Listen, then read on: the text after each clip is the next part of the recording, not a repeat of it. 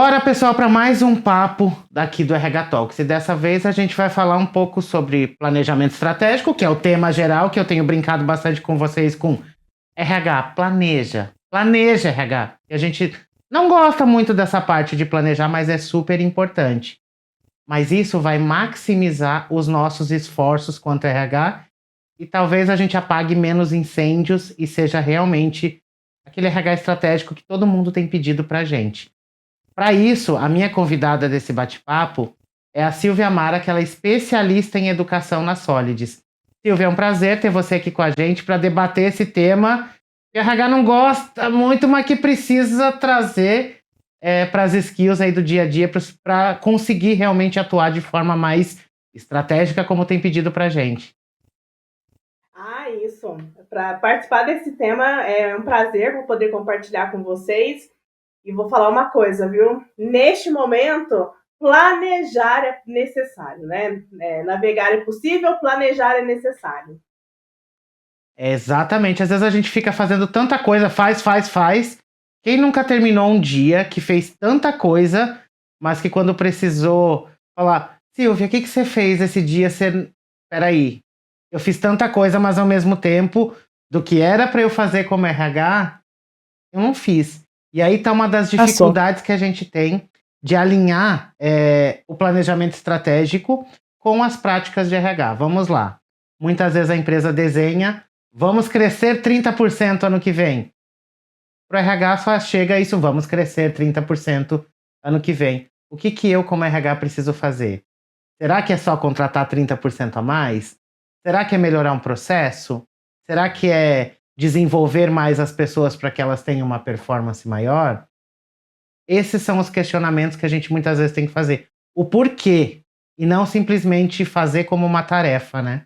Exatamente. Quando a gente termina o dia, né, e tem, na verdade, um montão de checklist de atividades que poderiam ser feitas ou por uma inteligência artificial ou por um software qualquer, quando a gente der o último check, a gente não teve nem tempo de ser estratégico, né? E esse exemplo que você trouxe, né, de que a alta gestão, a alta liderança manda um WhatsApp para o RH do tipo, olha, 2025 temos, queremos e vamos crescer 30%.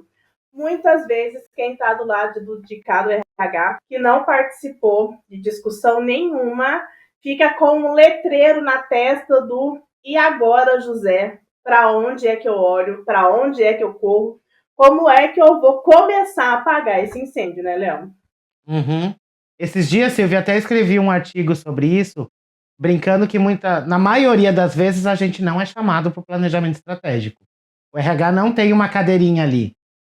E nas vezes que ele tem, boa parte das vezes ele tá igual o pinguim de Madagascar, lá só sorria e acene. Não tem uma voz porque a gente não tem o nosso próprio planejamento. E é isso que essa edição do RH Talks é muito em busca disso.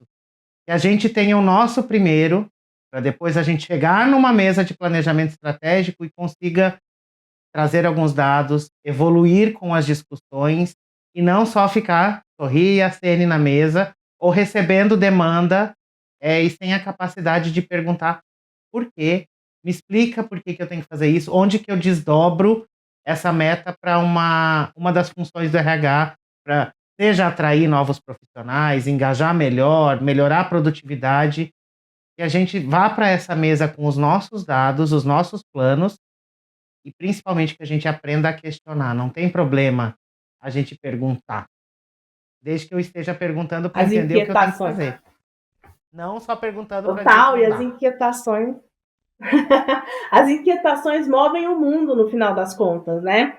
Eu vejo assim, que muitas vezes, como o RH não é naturalmente, muitas vezes, envolvido nessas decisões que são estratégicas, quando é convidado, encontram-se muitos desafios que precisam ser aí superados nesse papo como um todo, né? Mas essa ação coordenada, né? Essa ação que tem aí um super match do RH com os planejamentos estratégicos são ações cada dia mais necessárias, principalmente nesse ambiente de negócios que é cada vez mais dinâmico e competitivo. Se o RH não é visto ou não se posiciona, né, para além de um departamento operacional, é difícil que a gente seja visto e se comporte como um parceiro estratégico, né? Eu acho que até essa virada de chave, né, do super operacional para um parceiro estratégico, a gente tem aí alguns desafios que vão precisar ser superados para que a gente consiga contribuir com o desempenho organizacional de maneira estratégica aí no longuíssimo prazo, né? E aí eu vou furar a primeira furada de pauta aqui, é a gente ampliar a nossa visão para uma visão macro. Muitas vezes a gente está muito preso dentro da nossa bolhazinha de RH ali, com as nossas pautas, e eu não estou dizendo que a gente defenda pautas que não são importantes. Só que é a forma que eu defendo essa pauta. Quando eu tenho uma visão maior, conhecendo a operação, conhecendo um pouco mais do dia a dia, por exemplo, se você trabalha numa empresa, se você é um RH de uma empresa de varejo, como que é o dia a dia do pessoal que está na loja? Se você é um RH de uma empresa que é uma fábrica, uma indústria, como que é o dia a dia da linha de produção? Então, é esse conhecimento mais amplo que vai empoderar o seu discurso, e aí sim você consegue trazer soluções, sugestões para conduzir o planejamento estratégico, assim como quando o planejamento estratégico volta desdobrado para o RH, você saiba o porquê você está fazendo, como fazer aquilo, de que maneira, e não que a gente tenha produtinhos de prateleira, como muitas vezes acontece, que são produtos que fazem sentido, não estou dizendo que sejam produtos ruins, mas muitas vezes estão bem distantes do que o pessoal de negócio está vivendo. E aí que a gente perde força. Quando você manda um treinamento, quando você monta um treinamento, leva todo mundo para a sala. A Silvia pegou o povo de vendas da Solids agora, levou todo mundo para a sala para fazer um treinamento XPTO, e o gestor de vendas vai falar: tá, o que isso vai mexer? O que isso vai me ajudar? Ah, levou um super motivacional, e aí eu vou puxar aqui uma pequena cutucada no nosso querido RH. Não é uma palestra de 1 hora que vai mudar o resultado da sua empresa, tá?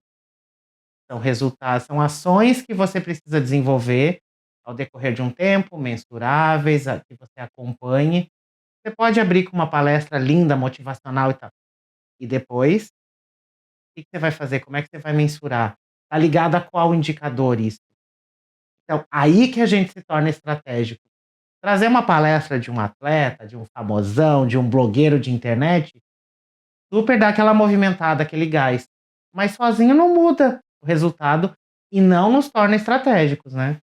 Total, é meio voo de galinha, né? Eu brinco muito, principalmente com o pessoal de T&D, que tem hora que as áreas de T&D abduzem as pessoas. Vem aqui, um treinamento, a pessoa não sabe por quê, o que, quando, o que ela vai fazer com aquela informação, como é que vai impactar. Então, é tudo muito nebuloso, é tudo muito desconexo. E aí tem um desafio que eu vejo que é muito importante para a gente conseguir ter essa atuação realmente estratégica, que é essa falta de visão compartilhada, né? A gente está falando, de repente, da alta liderança com o planejamento estratégico para o RH, mas a gente também pode desdobrar do RH para as outras áreas da empresa, né?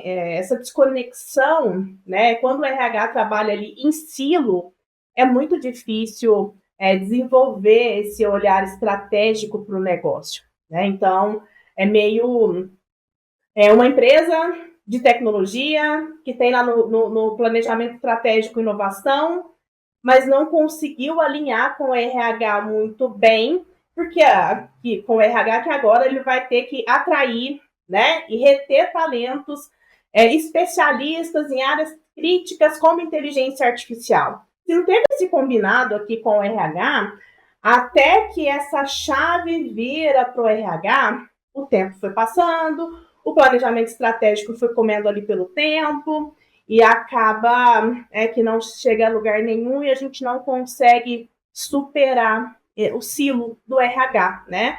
A gente acaba sendo derrotado por essa falta de visão compartilhada, que é aí um mega power desafio nesse posicionamento de parceiro estratégico do negócio, que é uma cadeira muito importante para o negócio e para o RH também. Você trouxe um ponto que para mim é fundamental.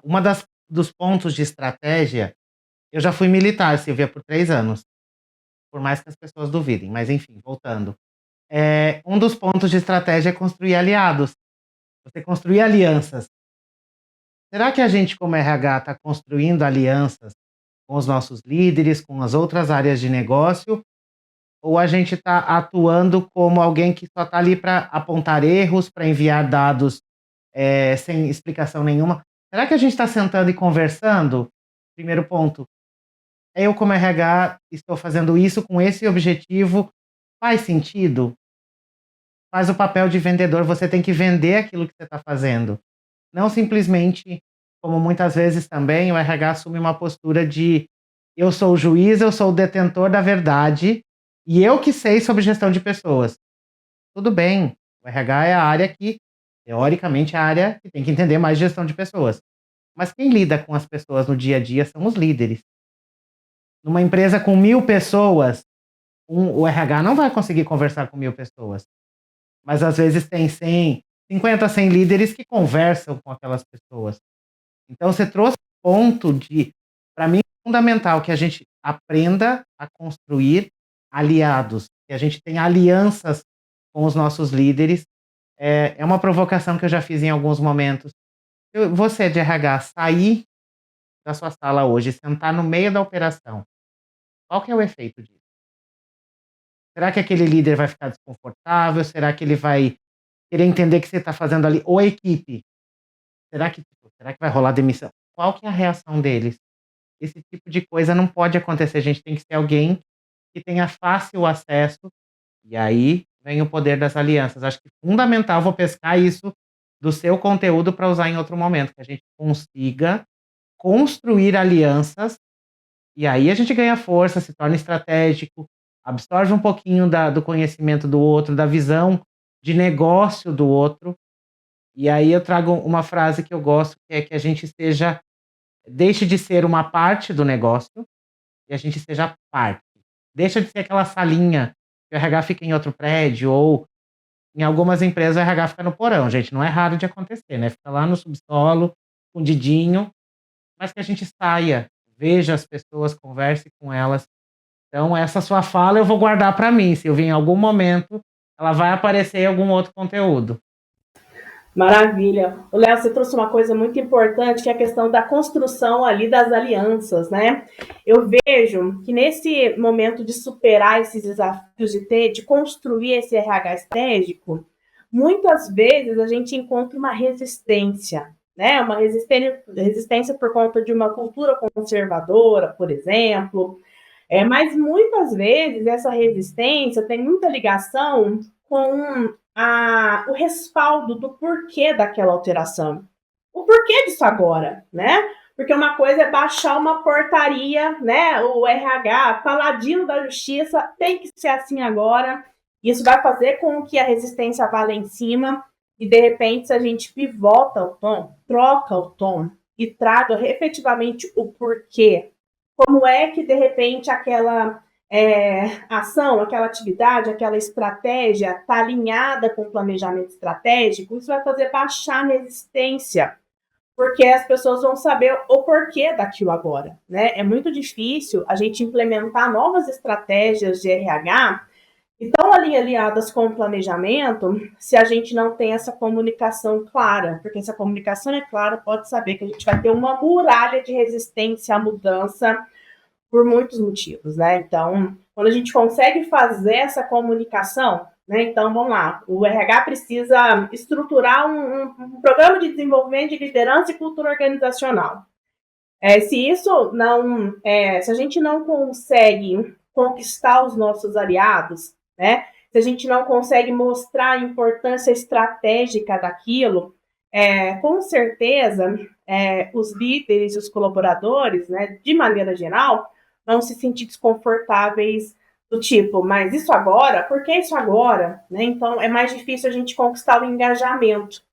Então, essa questão acho que as coisas vão se abraçando, né? Essa visão compartilhada, essa forma de comunicar as decisões e as atividades e as ações e os planos, faz baixar a resistência, e tudo isso acaba reforçando a necessidade dessa abordagem colaborativa, né?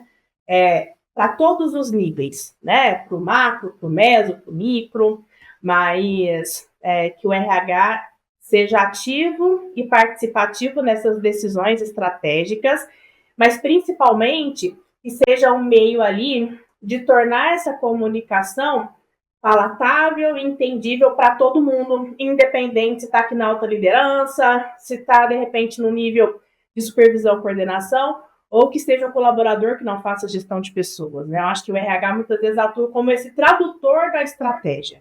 Uhum. Eu gosto de um exemplo que eu vi um tempo atrás, que na indústria, por exemplo, quando vai mudar um equipamento na linha de produção. Começa lá na alta administração, que decide trocar o maquinário porque é inovação, seja redução de custo, seja um equipamento melhor. Isso vem para a liderança de média gestão, explicando que vamos trocar e por quê, e chega lá na ponta, onde todos os colaboradores precisam ser capacitados para usar aquele novo maquinário. Então, isso é um planejamento que está vindo lá de cima e que chegou lá na ponta, entendendo, como você falou, comunicação, eu explicar o porquê. Quem de nós nunca foi para aquele treinamento? Você tem que fazer cara de paisagem para não revirar o olho e falar: o que eu estou fazendo aqui? Porque muitas vezes o mesmo treinamento é mandado para todo mundo, manda para todo mundo, que todo mundo tem que fazer. Salvo alguns casos, como LGPD, outras questões que todos nós precisamos fazer.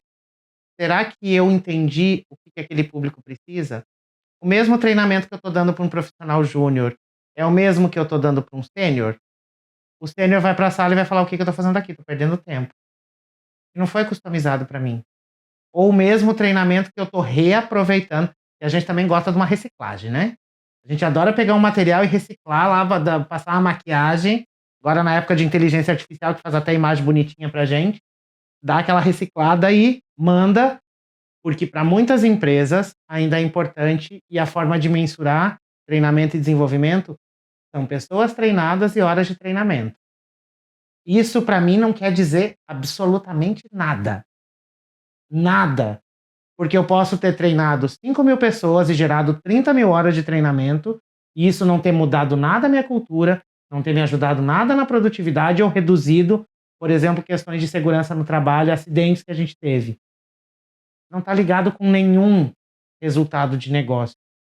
Então, vamos começar a olhar para dados que façam diferença no resultado do negócio, e não só para eu me achar o Highlander que treinei 3.000 pessoas no mês. Então, esse ponto assim da gente começar a fasear as coisas, entregar o conteúdo para quem tem que receber aquele conteúdo, aí eu estou sendo um RH estratégico, um RH que entende o que está acontecendo dentro da empresa, porque a informação está chegando onde ela deveria, e não sendo uma informação que eu só estou repassando para todo mundo, né? Exatamente, eu acho que em épocas de microlearning, né, de pensar nesse T&D estratégico, porque se eu estou pensando no RH estratégico, gente, desdobra para os subsistemas. Eu tenho recrutamento, eu tenho um RS estratégico, eu tenho um T&D estratégico, né, e estratégico para T&D é fazer a tarefa de casa mesmo, de olhar, né, de conhecer, de dominar o que se espera enquanto resultado de negócio, voltar para casa e aí parar com uma coisa que eu sempre fico muito intrigada, que é o bingo do T&D, né? 2025 nós vamos treinar o quê, Léo? E aí as pessoas fazem sorteio de temas, assim, aleatórios, né? Às vezes vão até ver algumas tendências na internet, usam ali a inteligência artificial para participar desse sorteio de tema. Olhei para o planejamento estratégico, né? Se eu tenho ali um planejamento que é de crescimento, o que é o que eu tenho que fazer? Eu tenho que treinar CS, eu tenho que treinar comercial, quais são as competências, quais são as habilidades, para a gente conseguir, de maneira efetiva, costurar essa ação estratégica, né? Eu vejo que uma das maneiras que o RH pode contribuir tanto para a construção, mas principalmente para a execução de um planejamento eficaz, tem muito a ver com alinhar pessoas, culturas, competências que estejam ali em total sintonia com os objetivos estratégicos, né? Então, alinhar pessoas com objetivos, né? Pessoas com competências certas, nos lugares certos, recrutando de maneira correta, desenvolvendo planos de sucessão que sejam robustos, a gente vai conseguir perceber o crescimento, a aproximação ali da meta estratégica, do planejamento estratégico, e principalmente a transformação como um todo e um realinhamento. Em algum momento pode ter sido descosturado, mas que a partir do momento que a gente tem a sigla ali de RH estratégico e de ser esse tradutor da estratégia para todo mundo, a gente consegue conectar as pontas e fazer com que todo mundo caminhe de maneira aí orientada, seja no desenvolvimento de competências que vão serem super impactantes para esse novo cenário, seja na gestão da cultura organizacional, né? Então, fazer com que a cultura trabalhe a favor, né, que apoie a inovação, apoie a colaboração, apoie aí a agilidade, e com certeza vem junto aí com esse lugar estratégico que o RH precisa ocupar e que é tão importante para o resultado do negócio como um todo. Silvia, quero super te agradecer pelos insights que você trouxe. Nosso tempo está acabando, daria para conversar bem mais tempo sobre isso. E eu quero deixar a provocação de que a gente quer muito, a gente sonha muito com um lugar de RH estratégico, mas ele não vai vir de um comunicado do board da empresa, da diretoria. Esse lugar vai precisar ser construído. E essa construção, ela parte da gente mudar a nossa forma de pensar e a nossa forma de agir. E como frase de encerramento, eu quero deixar aqui: a gente, como RH, precisa da pessoa certa no lugar certo e complementando com as expectativas alinhadas para ambos os lados. Então, é essa provocação que eu quero deixar desse conteúdo e te agradecer demais, Silvia, pelas provocações que você trouxe aí de deixar que esse RH construa alianças para que a gente chegue nesse lugar de RH estratégico mesmo. É isso. Obrigada pelo convite, né? Para fechar, colaborando aí com a sua provocação, eu acho que a nós, RH, cabe o local de nos enxergar enquanto parceiro estratégico. Nos ver, nos colocar e entregar ações que nos posicionem, não só como um departamento tarifeiro, mas como alguém que tem ampla capacidade e competência para impactar o negócio como um todo. Muito obrigado, pessoal. A gente volta já já com mais um conteúdo aqui do RH Talks. Até mais, pessoal.